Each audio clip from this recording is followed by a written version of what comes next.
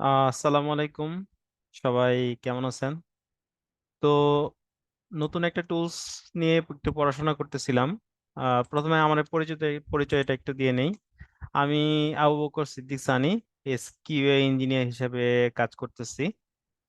তো আমি যে খুব বেশি কোডিং জানি এমনও না। তো টেস্টিং এর রিলেটেড যে সমস্ত টুলগুলো আছে তো সেগুলো নিয়ে উম, মাঝে মাঝে একটু পড়াশোনা করা হয়। তো রিসেন্টলি পাইটেস্ট নিয়ে একটু পড়াশোনা করতেছিলাম। তো আমার কাছে টুলসটা অনেক ভালো লাগছে। তো এই টুলসটা সম্পর্কে আমি বেসিক একটু একটু জানা আছে, তো নিজের পড়াশোনার জন্যই আরো ভালোভাবে শিখতে চেষ্টা করতেছিলাম। আর শেখার সাথে সাথে ভিডিও তৈরি করলে নিজে শেখাটা একটু ভালো হয়, সেই জন্য সেই উদ্দেশ্য থেকে আর কি ভিডিও তৈরি করা। তো পাই টেস্টের আজকে আমি হচ্ছে পাই টেস্টের জন্য হচ্ছে একটা প্রজেক্ট সেট আপ করবো, আর হচ্ছে পাই টেস্ট ইনস্টল করে একটা দুইটা বেসিক টেস্ট লিখবো। তো প্রথমে আমি আমার কম্পিউটারে যে পাইথনের যে ভার্সনটা আছে সেটা হচ্ছে 3.9। তো এটা ভার্সনটা চেক করার জন্য হচ্ছে যে কমান্ডটা আছে সেটা হচ্ছে python-v। এটা দিলে পাইথনের ভার্সনটা দেখাবে। তো আমার কম্পিউটারে এই ভার্সনটা ইনস্টল করা আছে। তো আর আইডি হিসেবে আমি যে আইডিটা ইউজ করব সেটা হচ্ছে পাইচার্ম। তো পাইচার্মে আমি একটা প্রজেক্ট ক্রিয়েট করি পাইথন পাইটেস্টের জন্য।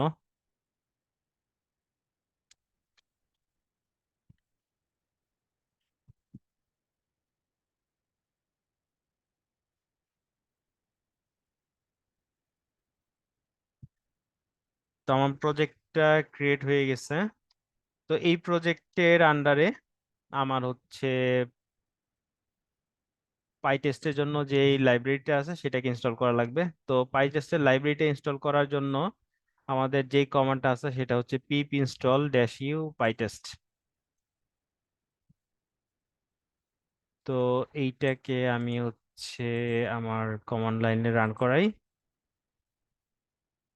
পাইচার্মের আইডিতে এখানে টার্মিনালের জন্য অপশন আছে। তো এখানে গিয়ে যদি আমি এই কমান্ডটা রান করে আমার পাই টেস্টটা ইনস্টল হয়ে যাবে।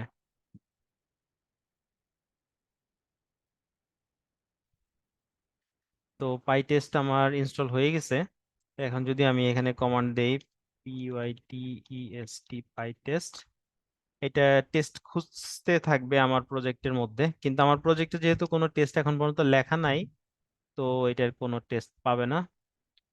তো টেস্ট লেখার জন্য আমি প্রথমে হচ্ছে একটা ফোল্ডার ক্রিয়েট করে নিই যেটার নাম হচ্ছে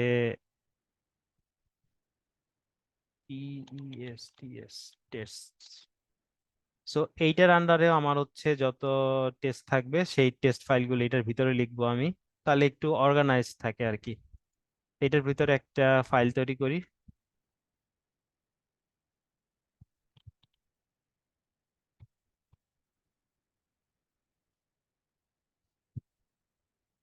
তো পাই টেস্ট হচ্ছে যে সমস্ত কিওয়ার্ড দিয়ে টেস্ট খুঁজতে থাকে, যে ফাইলের নামের স্টার্টিং যদি টেস্ট আন্ডার স্কোর দেওয়া হয় বা টেস্ট থাকে তাহলে হচ্ছে সেইটাকে একটা টেস্ট ফাইল হিসেবে সে ট্রিট করে। তো এটা হচ্ছে এখানে এই ফাইলের মধ্যে আমি পাই টেস্টের জন্য লিখবো, টেস্ট লিখবো। তো লিখি, প্রথমে ইম্পোর্ট করবো পাই টেস্ট।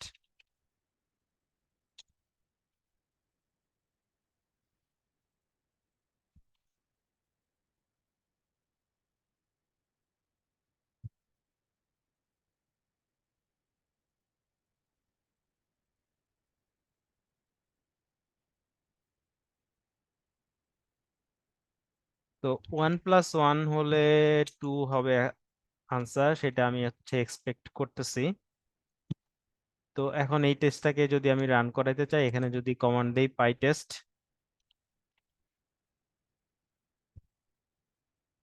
আমার এই টেস্টটা রান করছে এবং কি একটা টেস্ট পাস করছে। আমি যদি এটা ডিটেলস দেখতে চাই তাহলে কমান্ডটা হচ্ছে -v অ্যাড করে দিতে হবে।